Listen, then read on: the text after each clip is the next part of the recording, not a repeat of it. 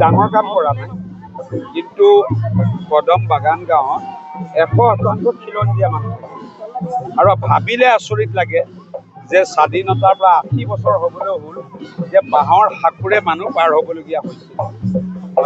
এইখিনি মোৰ বিধানসভা সমষ্টিত নতুনকৈ অন্তৰ্ভুক্ত হোৱা এলেকা।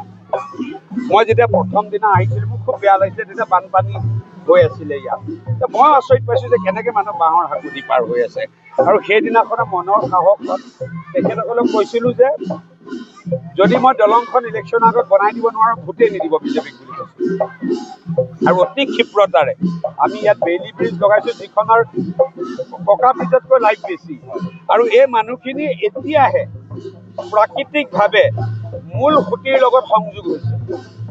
নহ'লে ইয়াৰ পৰা কিমান চোকা চোকা ল'ৰা, আমাৰ অৰবিন্দ ঘৰে ইয়াত নহয় জানো প্ৰফেচাৰ, কিমান চোকা চোকা ল'ৰা কিমান কষ্টত জীৱন নিৰ্বাহ এই মানুহখিনিয়ে কৰি আছিলে। গতিকে মোৰ কাৰণে আৱেগিক মুহূৰ্ত, এয়া কোনো চেলিব্ৰেশ্যন নহয়, এয়া হ'ল আৱেগৰ বহিঃপ্ৰকাশ মানুহৰ।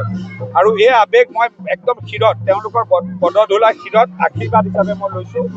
আৰু মই তেওঁলোকক কৈছোঁ যে যেতিয়ালৈকে জনপ্ৰতিনিধি হিচাপে থাকিম কোনো মানুহৰ কষ্ট হ'ব নিদিওঁ। য'তে কষ্ট তাতে হিমন্ত বিশ্ব শৰ্মা আৰম্ভ হৈ থাকিব। আমাৰ মানে কদম বাগান গাঁও বহুত যুগ যুগ ধৰি যাতায়াতৰ বহুত অসুবিধা হৈ আছিলে। ৰাস্তা পদূলি দলং আদি মানে বহুত দিন হ'ল, বহুত হেৰি হ'ল আৰু যুগ গ'ল। এতিয়া মানৱ ডেকা ছাৰৰ আশীৰ্বাদত এইখিনি আমাৰ যাতায়াতৰ সুবিধা হোৱাৰ কাৰণে ছাৰক আমাৰ ফালৰ পৰা বহুত বহুত ধন্যবাদ জনাইছোঁ।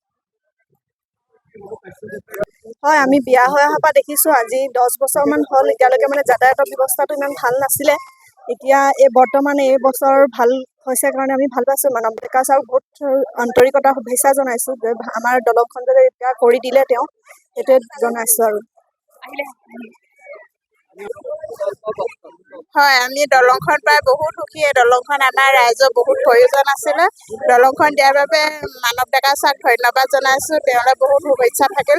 আগন্তুক ইলেকশ্যনত তেওঁ যাতে বহুমূলীয়া ভোট পাই জয়ী হয়, সেই তেওঁৰ ওচৰত আমি আশীৰ্বাদ কৰিছোঁ তেওঁক।